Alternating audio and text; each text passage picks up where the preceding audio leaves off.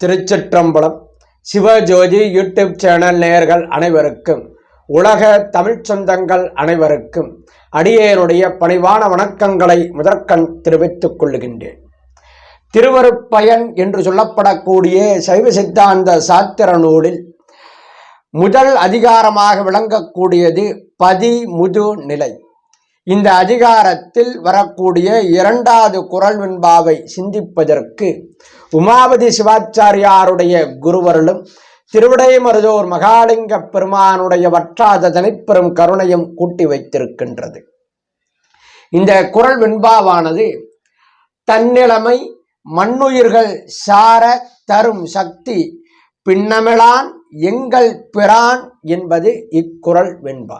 இந்த குறள் வெண்பாவானது சிவபெருமானின் நிலைப்பாடு என்ன, ஓர் அறிவு முதல் ஆறறிவு வரை உள்ள மண்ணுயிர்களுடைய நிலைப்பாடு என்ன, சிவபெருமான் சக்தியோடு எவ்வாறு தொடர்பு பெற்றிருக்கிறான், இந்த சக்தியுடைய செயல்பாடுகள் என்ன, சிவபெருமான் இந்த மண்ணுயிர்களோடு எவ்வாறு தொடர்பு பெற்றிருக்கிறான் என்பதையெல்லாம் விளக்குவதற்கு ஏதுவாக அமைந்த குறள் வெண்பா இக்குறள் வெண்பா ஆகும். இந்த குறள் வெண்பாவில் தன்னிலைமை என்ற ஒரு சொல் சிவபெருமானுடைய நிலைப்பாடு என்ன என்பதை விளக்க வந்த சொல். சிவபெருமானுடைய நிலைப்பாடு என்னவெனில், அவன் பிறவாயாக்கை பெரியோனாக விளங்குகின்றான், பிறப்பு இறப்பு அற்றவனாக இருக்கின்றான்.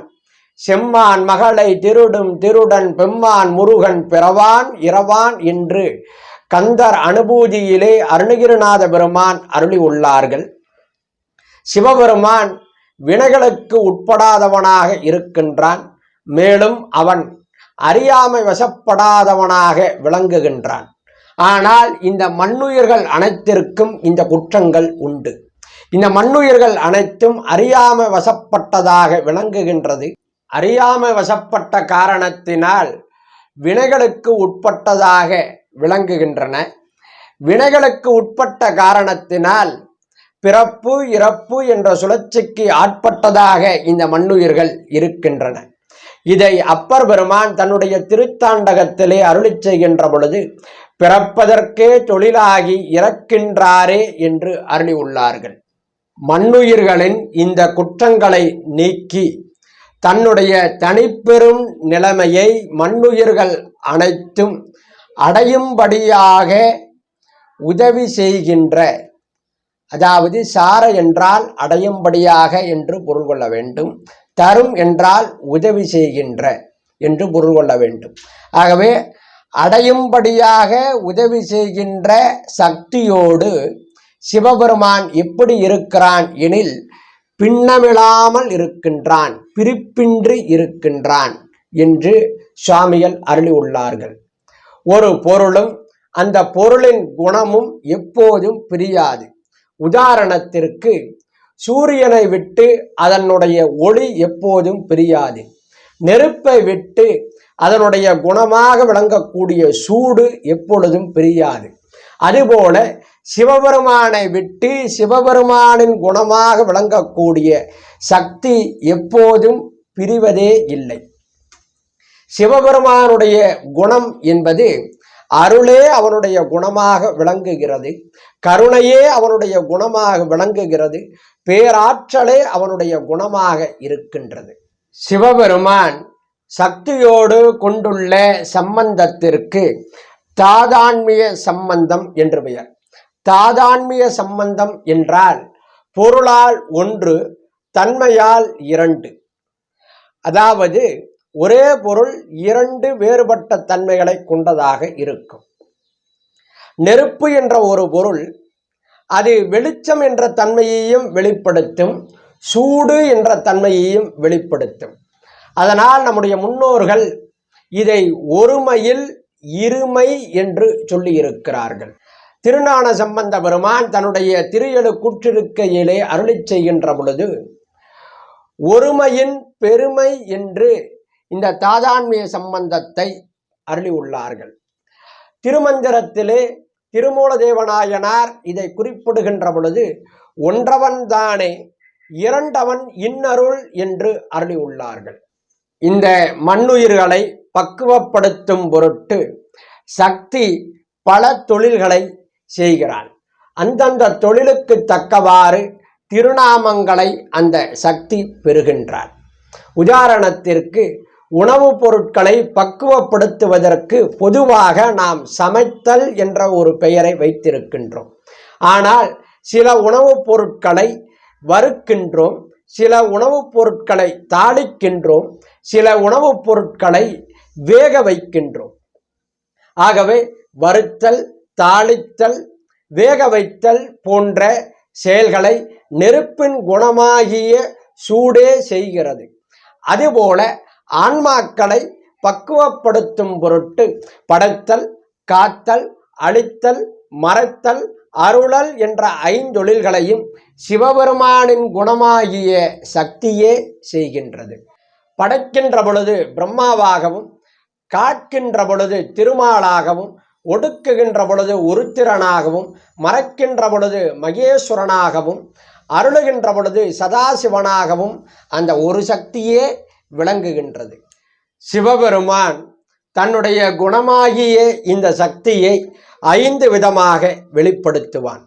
இந்த மண்ணுயிர்களுக்கு உலகத்தை காட்டும் போது இந்த சக்தியே திரோதான சக்தியாக விளங்கும். மண்ணுயிர்களுடைய அறியாமையை நீக்கி இந்த மண்ணுயிர்கள் அனைத்தையும் பிறப்பு இறப்பு என்ற சுழற்சியிலிருந்து விடுவிக்கும் போது இந்த சக்தியே அருள் சக்தியாக விளங்கும்.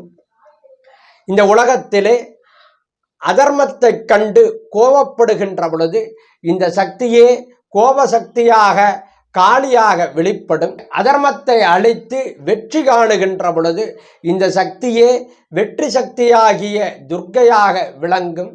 தர்மத்தை நிலைநாட்டும் பொருட்டு இந்த சக்தியே புருஷ சக்தியாகிய திருமாலாகவும் விளங்கும். ஆகவே சிவபெருமான் என்பவர் பிரம்மா, திருமால், ருத்திரன், மகேஸ்வரன், சதாசிவன் என்று சொல்லப்படக்கூடிய 5வரில் ஒருவர் அல்ல. ஆனால் இந்த 5வராகவும் அவன் ஒருவனே விளங்குகின்றான். சிவபெருமான் தனது சக்தியோடு எவ்வாறு பிரிப்பின்றி இருக்கிறானோ அவ்வாறே ஆன்மாக்களோடும் பிரிப்பின்றி இருக்கிறான் என்பதை வலியுறுத்தவே உமாபதி சிவாச்சாரியார் அவர்கள் இந்த குறள் வெண்பாவிலே எங்கள் பிரான் என்று அருளியுள்ளார்கள். பிரான் என்ற ஒரு சொல்லுக்கு பிரியாதவன் என்று அர்த்தம்.